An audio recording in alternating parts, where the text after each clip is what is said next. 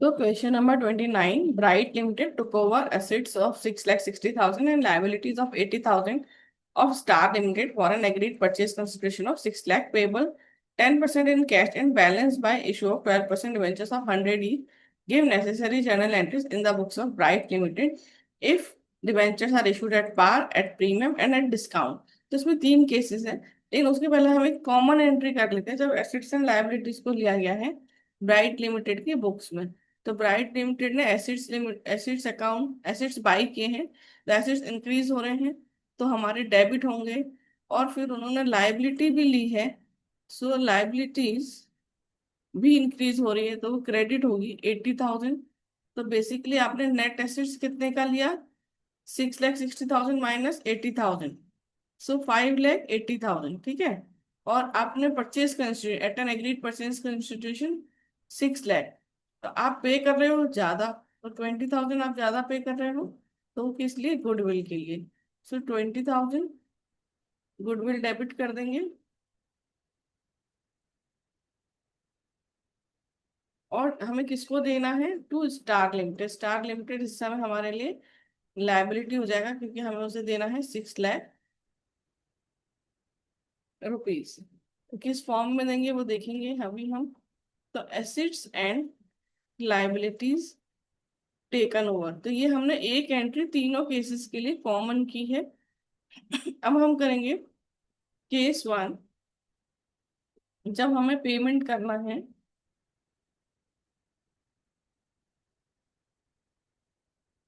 Debentures are issued at par, तो हम star limited को पे कर रहे हैं 6 लाख रुपीज टू, उसने क्या बोला कितना पेमेंट कैश से करना है, 10%, 10% in cash. So to cash या बैंक, ठीक है, कैश भी लिख सकते हैं लेकिन जनरली यहाँ पर बैंक से पेमेंट होते हैं। सो 10% ऑफ 6 लाख, तो 60,000 आपने पेमेंट कर दिया। अब बचा कितना वो हम करेंगे डिवेंचर्स में। तो डिवेंचर्स 12% डिवेंचर्स, ठीक है। सो 12%, 6 लाख। तो यहाँ पर नरेशन आ जाएगा, payment made by cheque of rupees 60,000 and balance paid by 12% debentures. 12%, how many debentures, 6,000,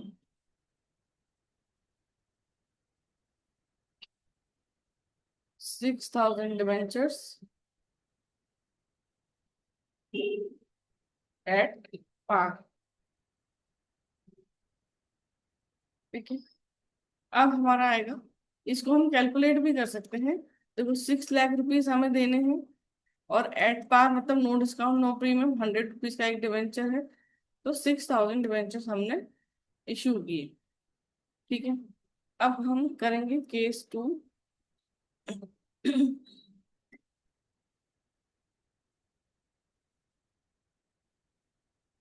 case 2 क्या है, when debentures are issued at 20% premium, ठीक है। तो फर्स्ट तो हम यही करेंगे, star limited debit 6 lakh to bank 60,000 to 12% debentures to securities premium.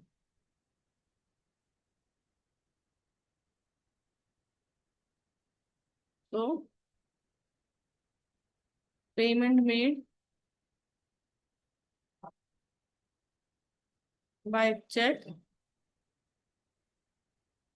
Of rupees 60,000 and balance paid by कितने डिवेंचर्स, तो वो हम देख लेंगे। जैसे हमें 5,40,000 का पेमेंट करना है, सो डिवाइडेड बाय 120, क्योंकि एक डिवेंचर 100 का है, उस पर 20% प्रीमियम है, तो 120 का हो रहा है। सो 5,40,000 डिवाइडेड बाय 120, तो ये आ जाएगा 4,500। So balance paid by 4,500, 12% debentures at 20% premium. तो कितने डिवेंचर है हमारे? 4,500 एट द रेट 100, 4,50,000, 4,500 इंटू 20, 90,000। अब है जब हमारा केस 3 आएगा, ठीक है।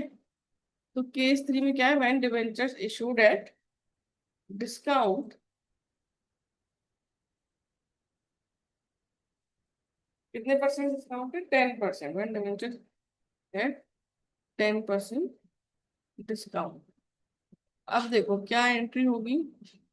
वही सबसे पहले हमें स्टार लिमिटेड को डेबिट करना होगा, क्योंकि हमारी लाइबिलिटी डिक्रीज हो रही है यहाँ पर। तो case 3,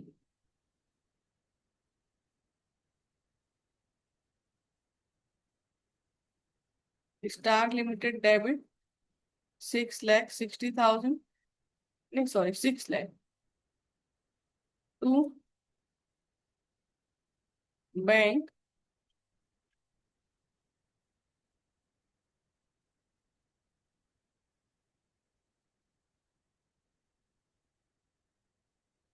60,000।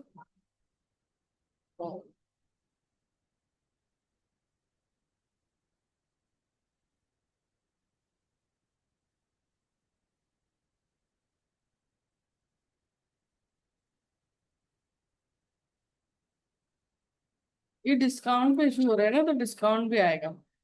Discount on issue of debenture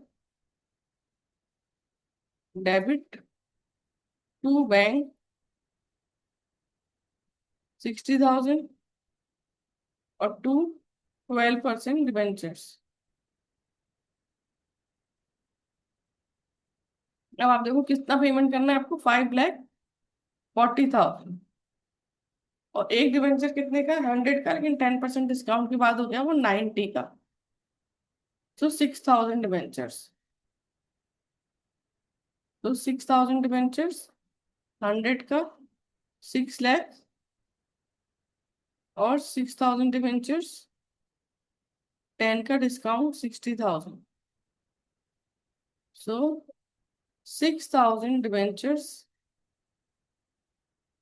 issued at 10% discount and balance paid by check। ठीक है, तो ये ऐसे करेंगे। Question done.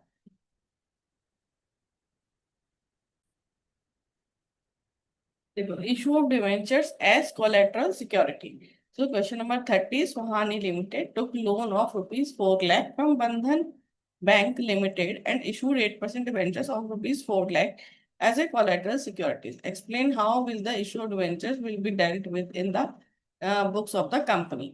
देखो इस केस में हमारे पास दो मेथड होते हैं।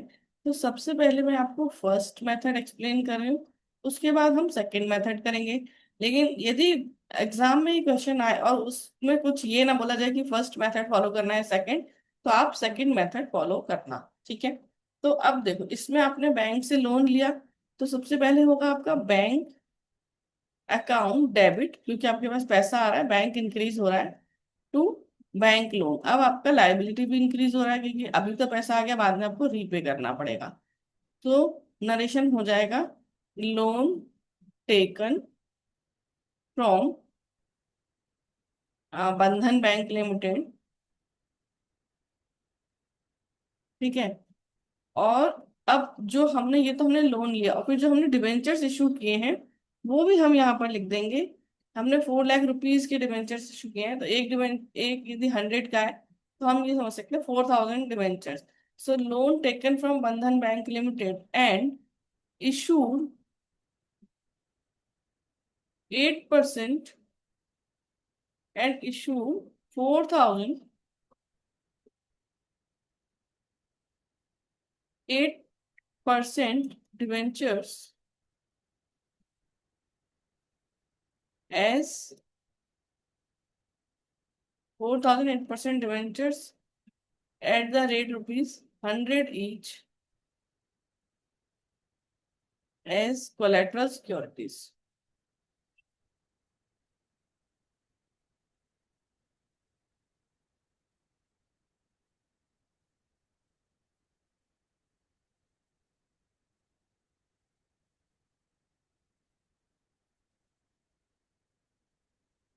ठीक है, तो आपने बैंक लोन कितना लिया? 4 लाख. तो जो हमने डिवेंचर्स इशू किए हैं बैंक को या एज ए कोलेटरल सिक्योरिटीज दिए हैं, तो वो हम नरेशन में लिख लेंगे. हम उसे अपने इसमें नहीं दिखाएंगे, ठीक है. जर्नल एंट्री में नहीं करेंगे, सिर्फ नरेशन में लिखेंगे. और जब ये हम बैलेंस शीट में भी करेंगे तो बैंक में इंक्रीज हो जाएगा 4 लाख. अदर लाइबिलिटीज में, लॉन्ग टर्म लाइबिलिटीज में बैंक लोन आ जाएगा 4 लाख से. ठीक है, तो ये तो हो गया हमारा फर्स्ट मेथड. लेकिन यदि सेकंड मेथड करना है तो कैसे करेंगे? यदि एग्जाम में हमें आया करने को और उन्होंने कुछ नहीं बोला है, तो हम ये सेकेंड मेथड फॉलो करेंगे. तो first entry will be same, bank account debit to bank loan. ठीक है, 4 लाख रुपीज. लेकिन इसके नरेशन में आपको चेंज हो जाएगा. अभी हमने सिर्फ उतना ही लिखना है कि loan taken from Bandhan bank limited. ठीक है, अब क्या है? अब जो हमने डिवेंचर्स इशू किए हैं वो तो हमने इशू किए हैं, लेकिन हमने उसके बदले में कोई कैश नहीं लिया है. तो अदर देन कैश, कैश नहीं मिला है तो क्या करेंगे? कैसे इशू करेंगे? तो हम उसके लिए हम लिखेंगे debenture suspense account debit, cash की जगह पर, क्योंकि कैश नहीं मिला है. Debenture suspense account debit to 12% debentures, 4 lakh. ठीक है, अब हम उसे क्लोज कर देंगे. तो